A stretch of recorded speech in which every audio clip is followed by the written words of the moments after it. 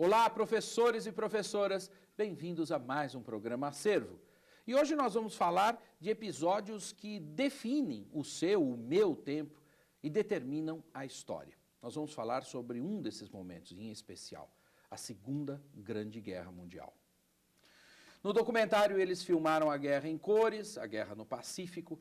Vamos conhecer os filmes que os americanos realizaram durante esse violento conflito. Hoje nós vamos assistir a primeira parte do documentário, quando é fácil perceber que a intenção era produzir um material de propaganda que ajudasse a mobilizar a opinião pública norte-americana. Na época, 1941, a maioria dos estadunidenses não queria que o país fosse à guerra. As imagens do ataque japonês a Pearl Harbor foram sem dúvida decisivos para a entrada do país no conflito. Daí em diante, os rumos da guerra mudaram completamente. Para trabalhar esse documento histórico com a gente, está aqui o professor Fernando Issal, de História. Tudo bem, Fernando? Tudo bem, Valmir. Seja bem-vindo ao Acervo. Obrigado. O filme, o documentário em especial, é muito horroroso porque fala da guerra, claro, mas muito bonito porque traz imagens especiais que servem como documentos para o professor do ensino médio. E é bem interessante a gente entender a importância que os americanos dão para esses documentos. Você vê que eles não mandavam os filmes coloridos para os estúdios de Hollywood, mas eles iam para os cinegrafistas que estavam acompanhando as batalhas. Sim. Então acho que isso é bastante interessante. Mas um aspecto mais importante é que esse documentário não é sobre a guerra em si, é sobre como os americanos contavam a guerra. Sim. Né? Então esse é um aspecto interessante. Vamos ver como os norte-americanos elaboraram a propaganda para justificar a própria guerra. Vamos ver como eles montavam o inimigo externo, como eles conseguiram montar o inimigo externo, nesse caso o japonês. Né? Então são dois elementos bastante importantes para esse documentário. O documento sempre é assim, quer dizer, o documento sempre é uma versão daquele que está falando sobre o assunto. Mas, em especial, a gente vê nesse material essa questão da propaganda que muitas vezes não fica clara, né? Quer dizer, muitas vezes se fala o seguinte, você está contando uma história que a história é verdadeira, é um fato, está lá, tem as imagens, etc. Mas as imagens são recortes também, são maneiras da gente olhar um acontecimento e de propagar esse acontecimento. Sem dúvida, tanto que no documentário diz assim, qual é o meio mais fácil de você convencer alguém de alguma coisa? Com uma imagem forte, em movimento e colorida. Eles têm toda essa preocupação. Então, é lógico que isso nos ajuda bastante a pensar toda a relação que há entre guerra, propaganda e depois, como isso se configura como memória. E os Estados Unidos são muito bons em montar a memória. Né? No filme, a gente tem uma passagem em que eles guardam a declaração dos Estados Unidos, a declaração original da independência dos Estados Unidos, no Fort Knox. Para quem lembra dos desenhos animados de quando a gente era pequeno, era o lugar onde ficava todo o ouro americano. Ou seja, a grande riqueza está lá. Quer dizer, o professor pode fazer esses olhares, pode ver como que esse inimigo americano aparece, como é que ele é retratado, e isso vai fazer parte da sua proposta daqui a pouquinho. Sem dúvida. Então, tá bom. Vamos agora assistir a primeira parte do documentário. Eles filmaram a guerra em cores, a guerra no Pacífico. Daqui a pouco a gente volta com a proposta do Fernando. Bom filme para vocês, aproveitem, porque esse material é raro e especial. Até já.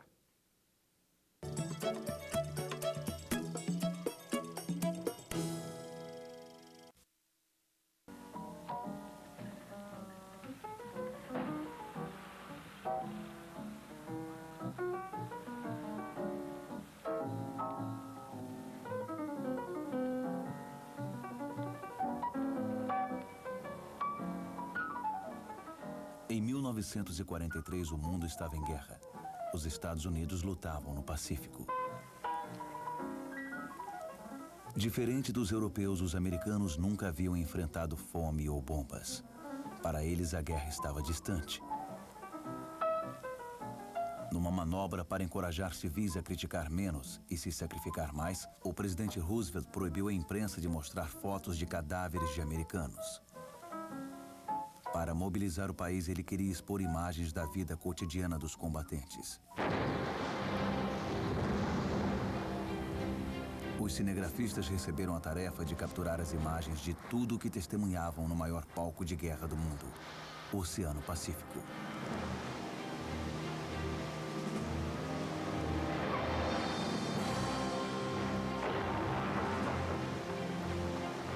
Um filme que mostraria aos americanos a guerra no estilo mais realístico, em cores.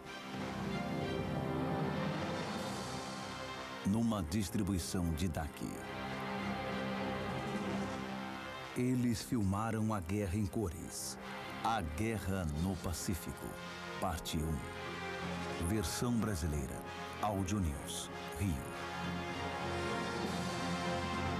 Nos portões do inferno. 7 de dezembro de 1941. A noite de sábado estava chegando ao fim nos salões de baile em Pearl Harbor. O domingo raiou. Uma suave manhã tropical.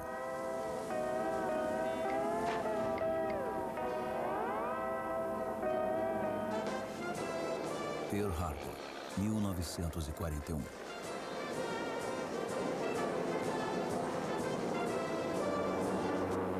De repente, surgindo do nada, aviões japoneses apontaram no céu do Havaí. As primeiras bombas explodiram às 7h40 da manhã. O alvo, o esquadrão da Força Aérea Americana baseado em Pearl Harbor.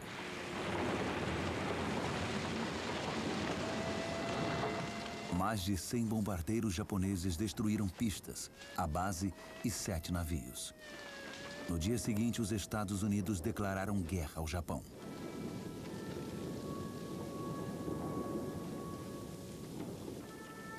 Estas imagens do Arquivo Nacional Americano não são autênticas.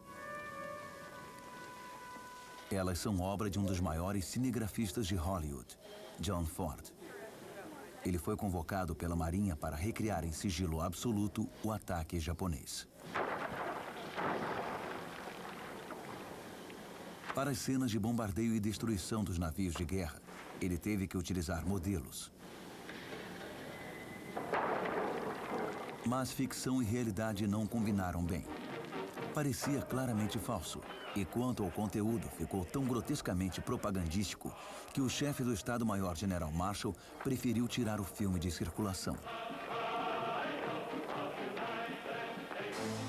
Roosevelt, que compreendia o impacto das imagens sobre a opinião pública, decidiu tratar a guerra com realismo. Ele enviou câmeras para filmar a vida dos homens na linha de fogo, a começar pelos porta-aviões que sobreviveram a Pearl Harbor. No início de 1942, eles partiram para a guerra, rumo ao oeste do Pacífico, em busca da frota japonesa. Estes porta-aviões se tornariam as peças-chave num jogo de xadrez de proporções oceânicas. No final da guerra, os Estados Unidos possuiriam mais de 120 porta-aviões.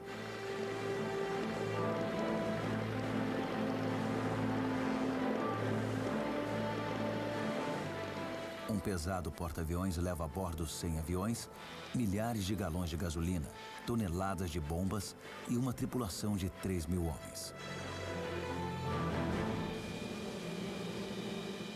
Estes jovens americanos, dos quais metade nunca havia visto o mar, completariam um treinamento a bordo. Já que a vida seguia em frente, cada homem exercia as funções de seu ofício civil nestas verdadeiras cidades flutuantes. Até então, o hospital estava calmo, poucos pacientes. Mas assim que o exercício é anunciado, esses padeiros, açougueiros e sapateiros pegam as ferramentas e correm para os postos de combate.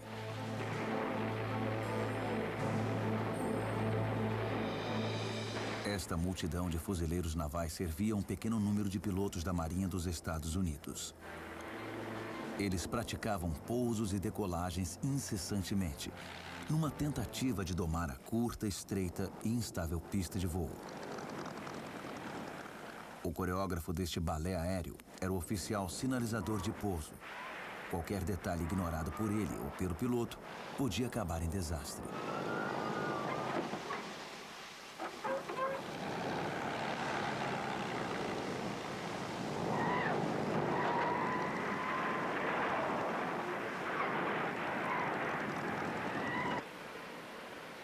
Os cinegrafistas recebiam instruções para a missão. Não se trata de destruir os corações das mães, nem desencorajar alistamentos. À primeira vista, essas imagens da Marinha sugerem que os maiores riscos a bordo de um porta-aviões eram queimaduras solares e enjoo. Porém, um olhar mais profundo revela que o tempo custava passar nestas prisões flutuantes. Os dias seguiam num ritmo monótono. Em suas cartas, eles falavam em ter tempo de sobra para pensar no futuro. Estudando o mapa, eles se dão conta da imensidão do Oceano Pacífico. De São Francisco ao Havaí, 10 dias. Quase um mês inteiro para chegar a Xangai. Alguns procuravam entender a pequena nação insular do Japão, que os levava à guerra. Mas eles só tinham uma imagem vaga e exótica de filmes como este, trazidos por viajantes que mostravam o Japão habitado por delicadas e frágeis madames butterflies. Eles só viam uma terra sofisticada e eterna, que a cada primavera celebrava a beleza efêmera das cerejeiras em flor. Tóquio, 1939. Mas por trás dessas gueixas preocupadas com cerimônias do chá, gravuras e kimonos de seda, havia outra face do Japão. Um país de samurais, com seu nobre código de conduta, o Bushido.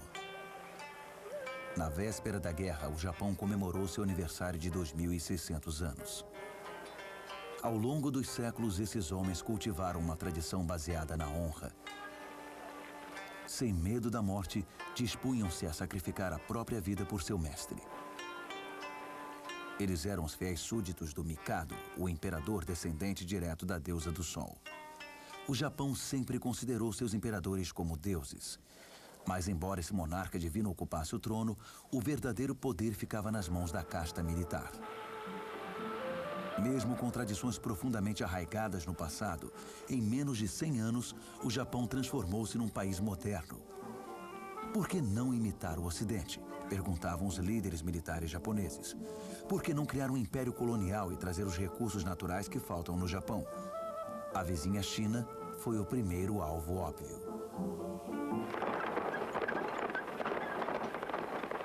Em julho de 1937, o Japão invadiu a China sem declarar guerra, dando início a um conflito especialmente violento. Xangai, 1940. Para o cinegrafista amador americano Francis Line gravar estas imagens, teve de pedir permissão aos ocupantes japoneses. Xangai ficou com as marcas de sua derrota. Sofrendo furtos e pilhagem, os habitantes de Xangai jamais esqueceram a invasão. Apesar da crueldade japonesa não ter atingido todas as cidades, em Nanquim, os ocupantes massacraram mais de 100 mil civis, incluindo mulheres e crianças.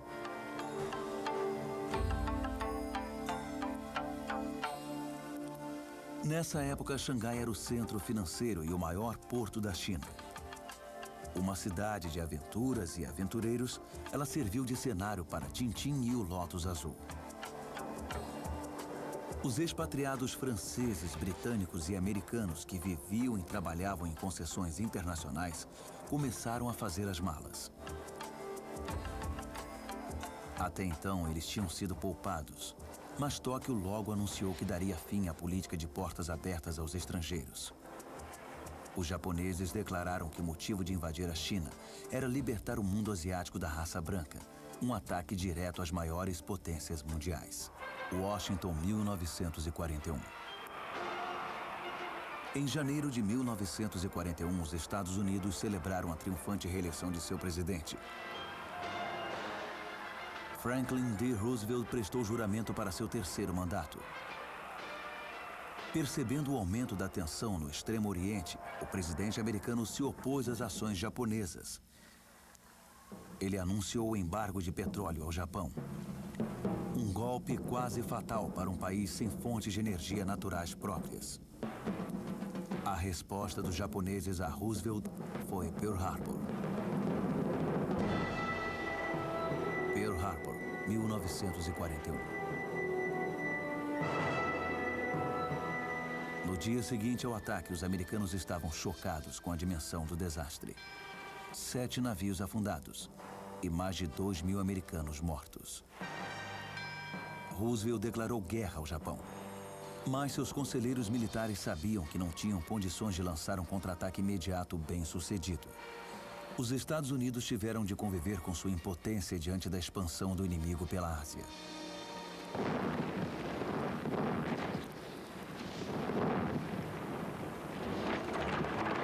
Em questão de meses, os japoneses obtiveram conquistas atrás de conquistas. Eles bateram os britânicos em Singapura e expulsaram os americanos das Filipinas. E esta foi a consequência do ataque deles ao Ceilão. Este súbito bombardeio em Colombo, no domingo de Páscoa de 1942, matou 500 fuzileiros britânicos e inúmeros civis.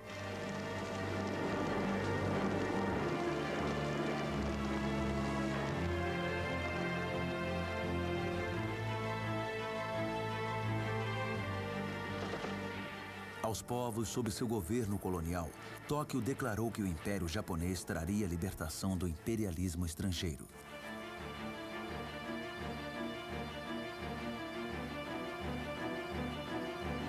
Aos olhos japoneses, tudo que fosse ocidental era inerentemente desprezível e destrutível.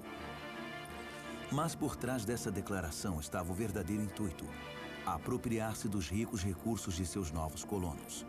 O petróleo das Índias Orientais Holandesas e a borracha da Malásia.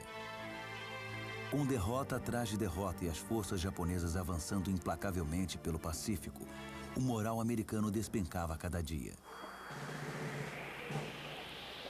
Roosevelt pediu a seu departamento de guerra uma resposta espetacular. Ele precisava provar que o inimigo não era invencível. O povo americano acreditou na determinação de seu presidente. Apesar de ser uma vítima da polio que usava colete e cadeira de rodas, ninguém duvidava de sua disposição para lutar.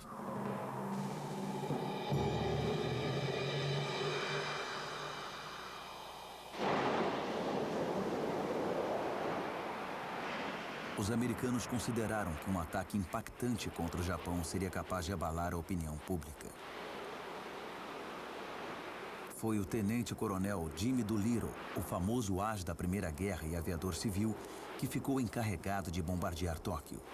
Uma tarefa aparentemente impossível, já que nenhum bombardeiro era capaz de cobrir a distância até o Japão.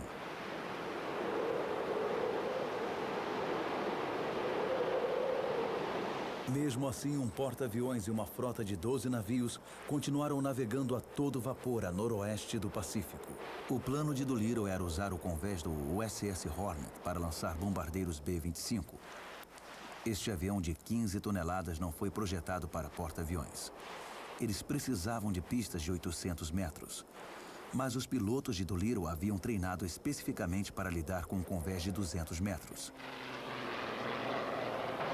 A cada dia, o hidroavião de reconhecimento era lançado. Ele observava os mares para garantir que o caminho estava livre, que eles não corriam risco de encontrar a frota japonesa.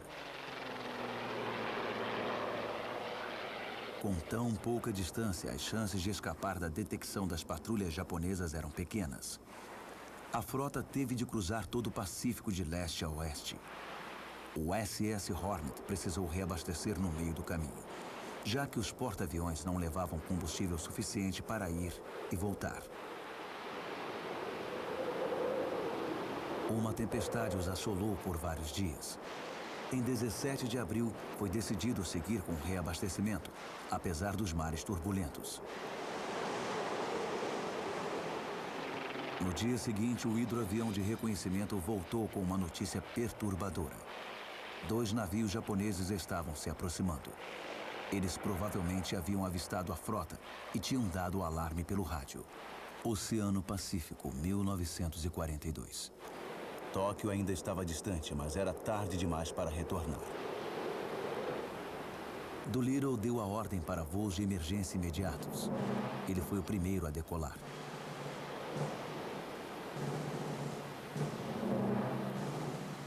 A toda velocidade, em meio aos redemoinhos, os 16 bombardeiros tentaram chegar via aérea com diferentes graus de sucesso. Alguns rapidamente perdiam altitude flertando com a morte nas ondas. Esse imprevisto significava 300 quilômetros a mais de voo. Não haveria combustível suficiente para chegar até a pista de pouso na China. 3 horas depois, todos soltaram suas bombas sobre Tóquio, antes de saltarem dos aviões de paraquedas.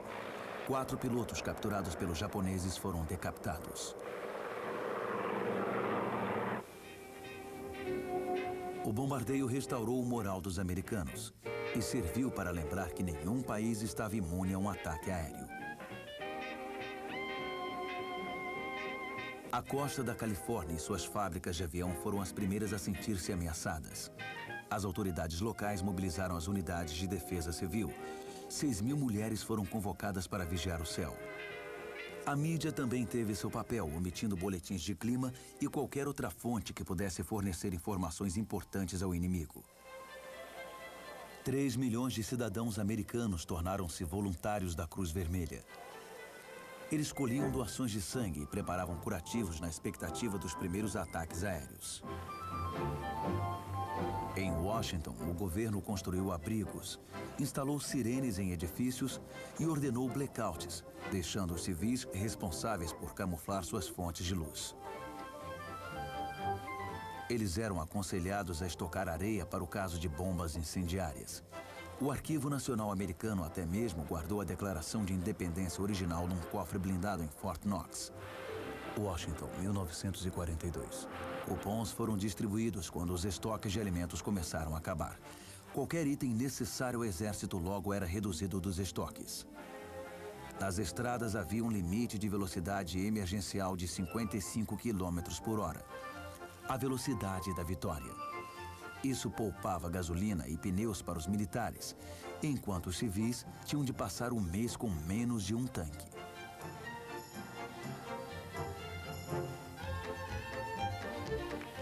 Vinte diferentes produtos foram racionados. Logo começaram os rumores de mercado negro. Seda e nylon eram usados para os paraquedas. Roupas eram encurtadas para economizar tecido.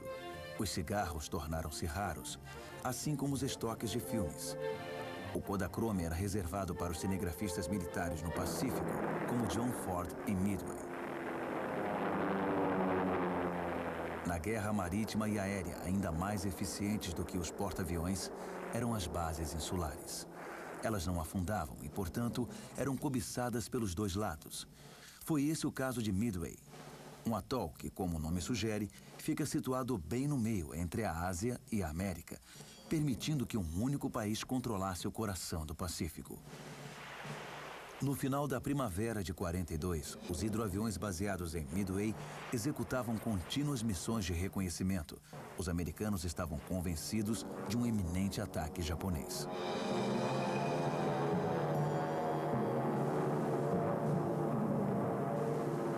Em 3 de junho, um hidroavião avistou a frota imperial japonesa seguindo diretamente para o atol.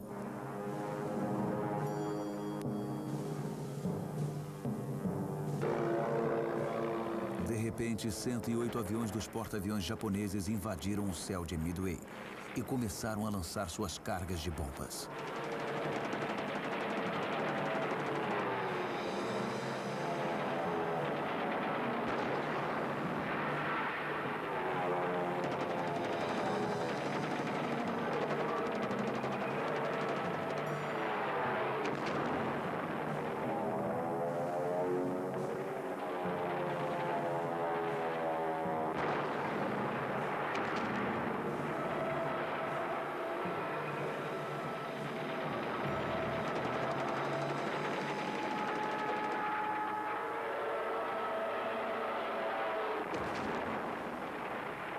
A defesa antiaérea de Midway abateu 38 aviões japoneses.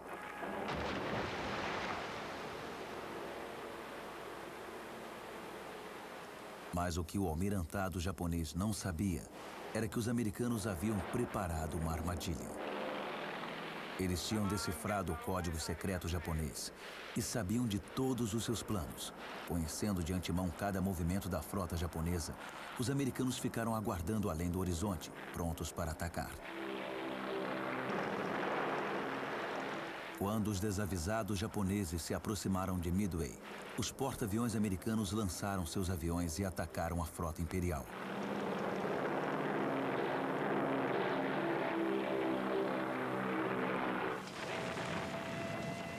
Midway, 1942. Na ilha, o hospital estava em chamas. Tanques de combustível haviam explodido. A base estava em ruínas. Mas o alvo principal dos japoneses, o campo de aviação, continuava intacto. A Força Aérea Naval Imperial retornou aos porta-aviões para reabastecer-se de bombas. As forças americanas ficaram de prontidão para o iminente retorno do inimigo. John Ford teve de abandonar sua equipe de filmagem por ter sido ferido no ataque, o que o levou a perder a visão de um olho. Enquanto isso, no mar, os pilotos americanos localizaram a armada japonesa e levaram sua ofensiva a um desfecho abrupto, ao afundarem dezenas de navios e 3 porta-aviões. Ao retornar à base, um 4º porta-avião, o Hiryu, lançou seus aviões em perseguição.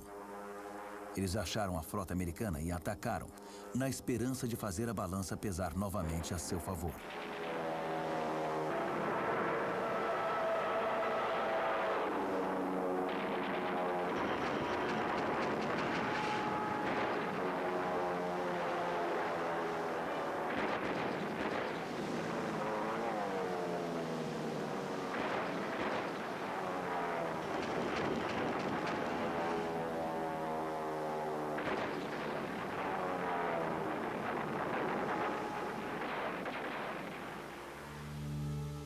Os americanos perderam 150 aviões. Vários pilotos desapareceram em ação. Os que caíam próximos a Midway eram resgatados rapidamente. Para outros, foram necessárias buscas no mar. Durante semanas, os hidroaviões vasculhavam o dia inteiro. Muitos desaparecidos nunca foram encontrados. Mas alguns foram achados após 8 dias. 9 dias.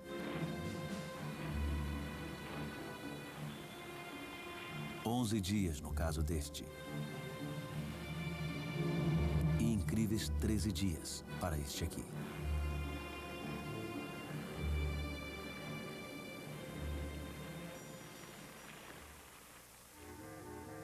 Desde Pearl Harbor, a América passou a temer os espiões.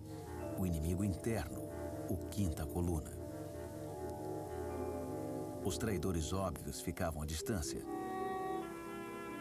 Elevaram-se vozes pedindo que os japoneses residentes na América fossem presos e internados. Roosevelt mandou que eles fossem retirados da costa oeste. Em 7 de abril de 42, todos os japoneses que viviam em São Francisco tiveram que deixar a cidade até o meio-dia. Eles puderam levar seus pertences. Tudo menos tesouras, lâminas e rádios. Isso seria supostamente fornecido mais tarde. 110 mil japoneses foram colocados em campos de prisioneiros em Colorado, Arkansas e Wyoming. Estados de população escassa, distante de áreas críticas. A medida incluía todos os nipo-americanos, mesmo os nascidos e criados nos Estados Unidos.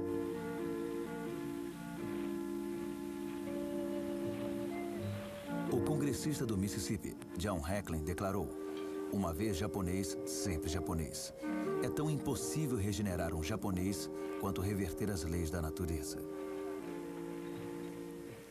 Um jornal de Honolulu foi ainda mais longe ao sugerir que os fazendeiros japoneses do Havaí haviam plantado seus tomates em padrões específicos para guiar os pilotos japoneses a Pearl Harbor.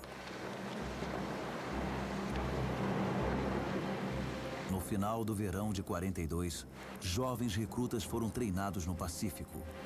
Praticavam manobras de aterrissagem. Alguns seguiriam para Guadalcanal, que estava desesperadamente resistindo ao ataque inimigo, e outros para New Britain, em Bornéu. Novos métodos de operações anfíbias foram reformulados e desenvolvidos para essas condições geográficas específicas de mar e clima tropical.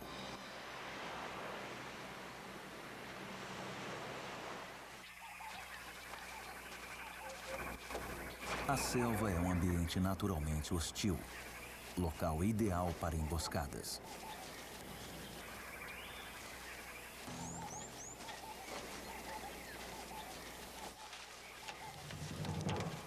Há pouco ou nada capaz de tranquilizar esses recrutas. Eles se sentem constantemente vigiados por olhos invisíveis.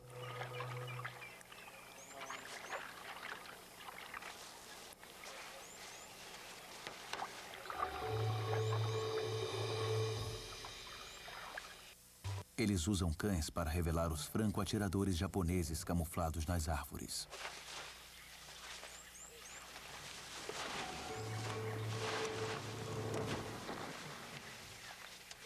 O terror de todo soldado. A patrulha na selva. Missões para reconhecer posições inimigas.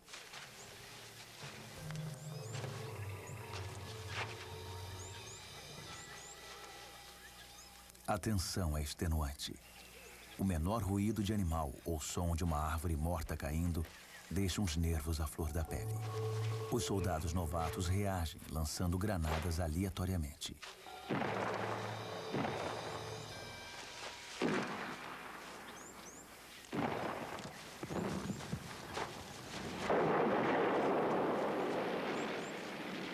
Cada minuto é repleto do medo de ser avistado ou de se perder. Ou pior, de ser atingido por fogo amigo na volta para suas linhas. Alguns dias depois, todos mostram os sinais do estresse extremo.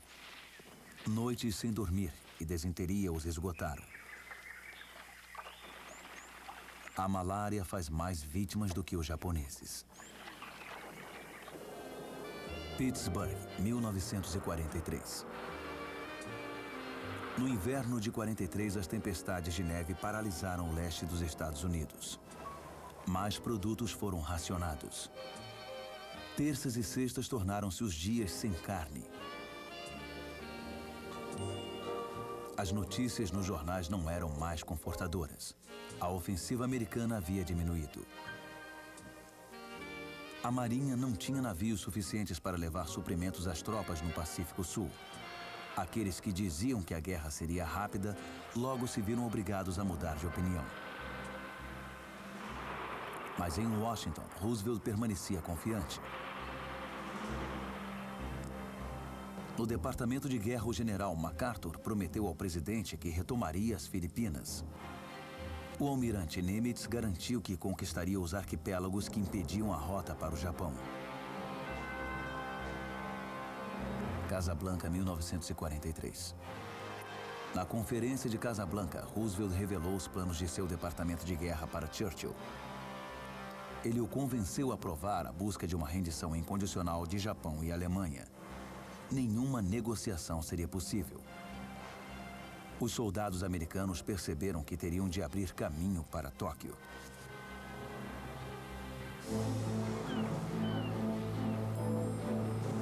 O primeiro obstáculo para Nimitz, seus 19 porta-aviões e seus fuzileiros era Tarawa.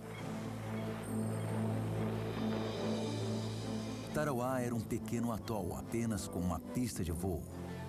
No entanto, era considerado inconquistável. Esses homens sabiam disso, como também sabiam que muitos deles morreriam no dia seguinte.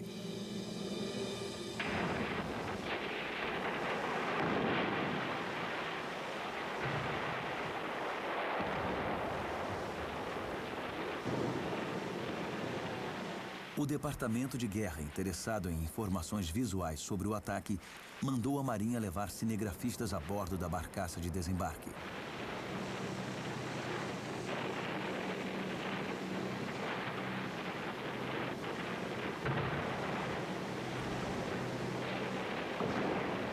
Ao se aproximar do litoral, a barcaça de desembarque encalhou no Recife. A maré estava muito baixa. Os fuzileiros tiveram que pular. Imediatamente, tiros de artilharia começaram a bombardear a barcaça encalhada.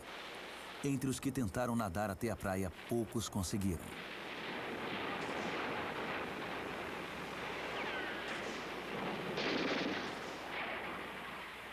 Sucessivas levas de fuzileiros finalmente alcançaram a praia.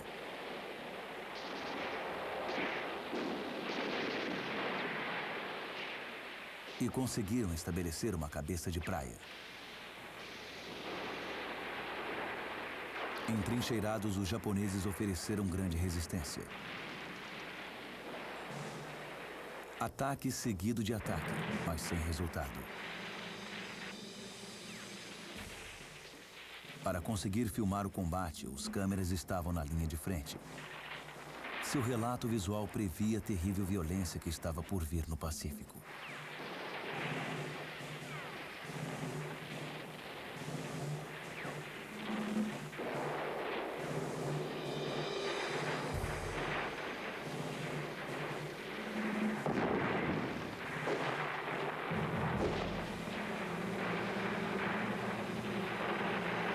Em 23 de novembro de 1943, Tarawa foi conquistado num banho de sangue final. O conflito foi completamente diferente do alarde do almirante americano que havia prometido a seus homens. Não somente neutralizaremos Tarawa, como a apagaremos do mapa. Enquanto seu oponente japonês declarava, nem mesmo 1 milhão de americanos tomarão esta ilha em 100 anos. 1/3 dos fuzileiros foram mortos ou feridos.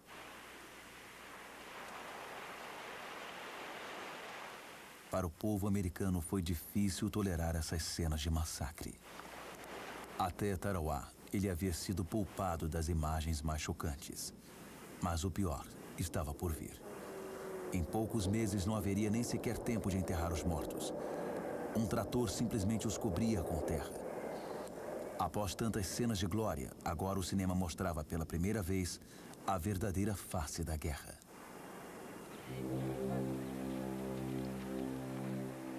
O exército americano continuava precisando de recrutas. Por isso, a idade de alistamento baixou de 21 para 18 anos.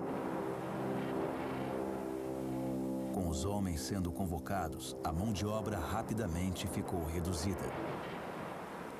Assim como na Europa, durante a Primeira Guerra, o governo chamou as mulheres.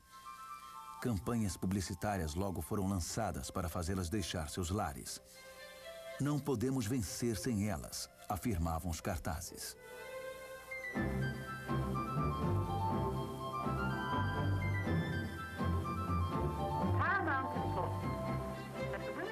Até mesmo a primeira-dama, Eleanor Roosevelt, declarou que a vida de seus entes queridos dependia do trabalho delas nas fábricas.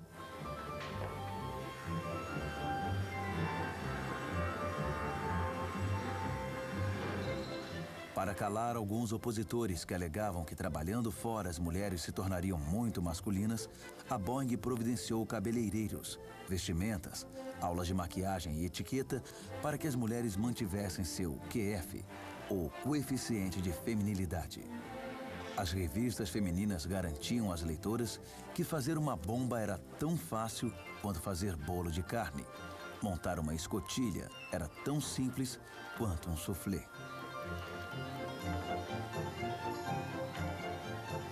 Todo mês, o governo encomendava boletins de guerra para os trabalhadores. Esses filmes tinham a intenção de mostrar o uso e eficiência das armas que produziam contra o inimigo.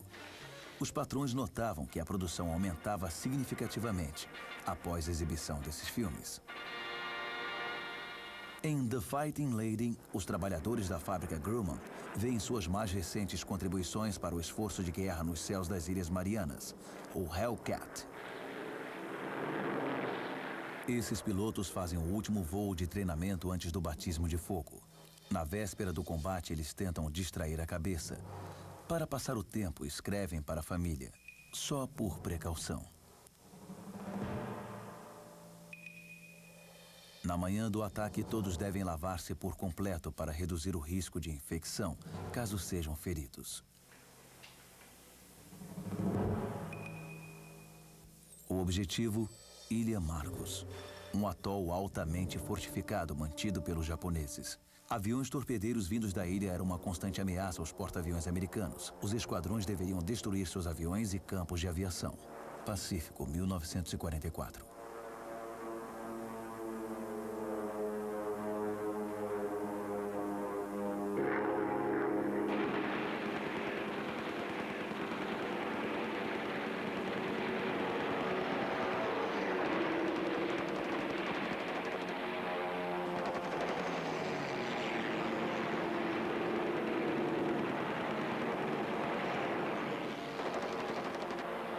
Os caças e bombardeiros americanos chegam em 4 levas sucessivas. O ataque dura 10 horas.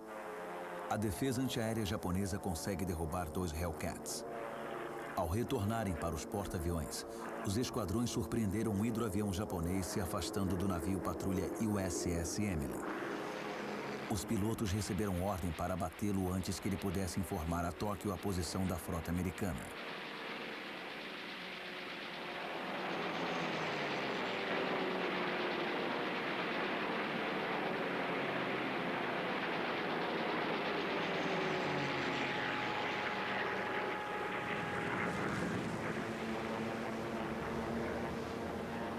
Antes de cair no mar, o hidroavião deve ter transmitido sua informação. Ao anoitecer, a Força Aérea Imperial Japonesa localizou o porta-aviões americano.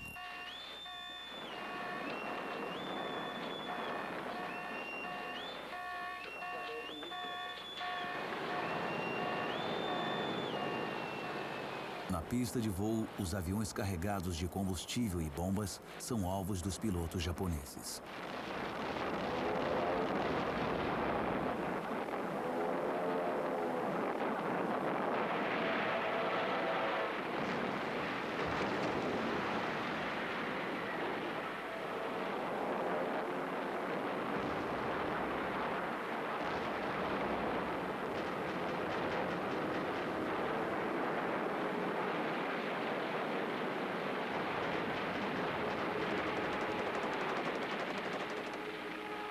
Mas desta vez a sorte está com os americanos e o porta-aviões escapa ileso.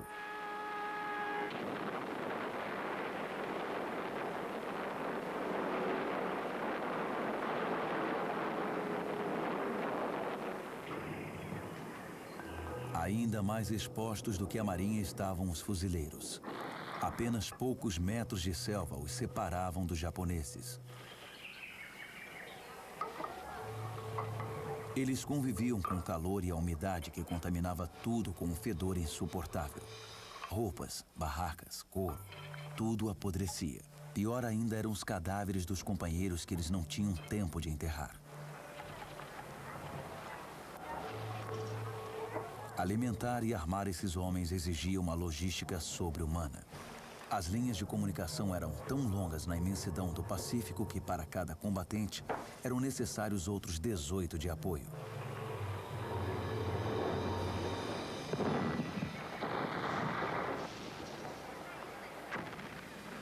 Os soldados americanos não podiam sequer beber álcool para desligar a mente da batalha. Estes, numa exceção, receberam uma cerveja leve. As práticas dos velhos tempos de proibição voltaram, com os mesmos resultados.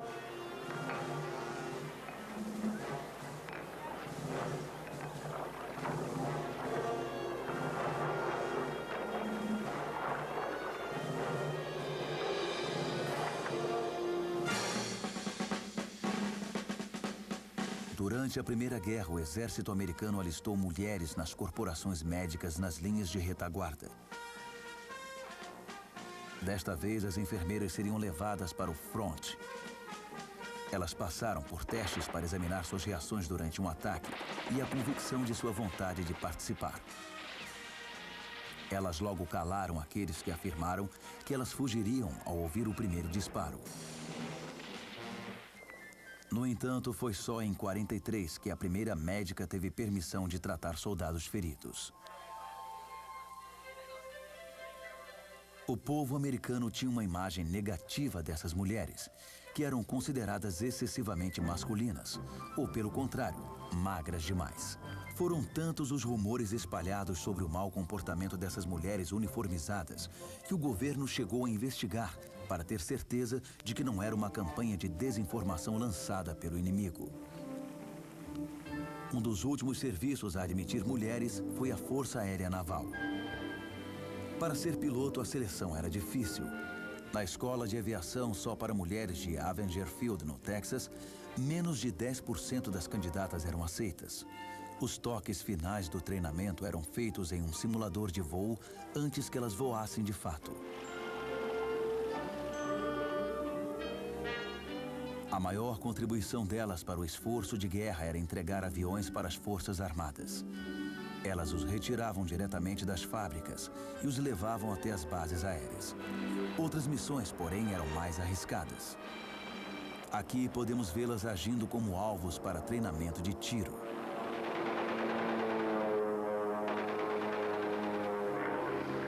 Quando pilotos homens se recusavam a pilotar um bombardeiro pouco testado, as autoridades recrutavam 2 mulheres que tivessem feito voos de apresentação bem-sucedidos.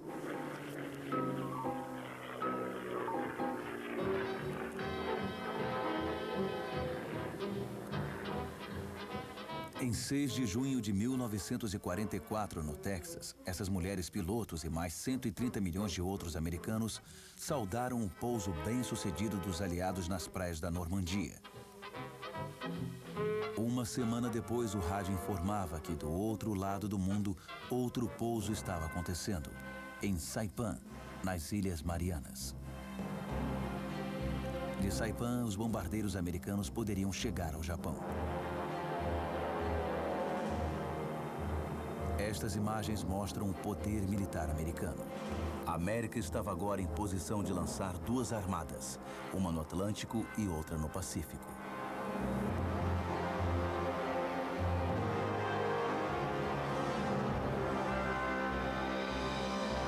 A bordo dos navios, 20 mil homens, 1/3 deles fuzileiros, preparavam suas armas às vésperas do ataque.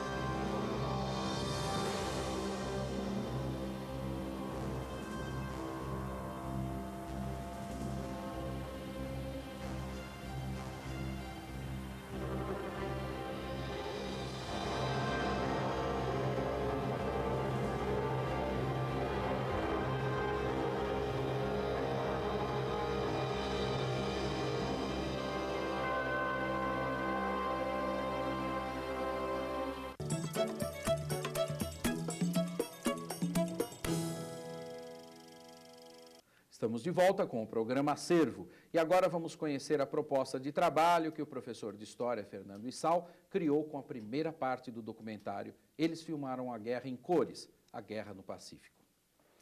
Então, Fernando, o que o professor pode fazer a partir desse material? Eu sei que é muita coisa, há muitas possibilidades de análise, mas como é que ele pode trabalhar esse documentário em sala de aula? Eu tenho certeza que os alunos vão ficar interessadíssimos, o tema é sempre interessante, a Segunda Guerra sempre traz, né, esse desejo de saber mais. Eu acho interessante ele trabalhar alguns elementos ligados à memória, já que é isso que se propõe no vídeo, e nessa elaboração de imagens, né?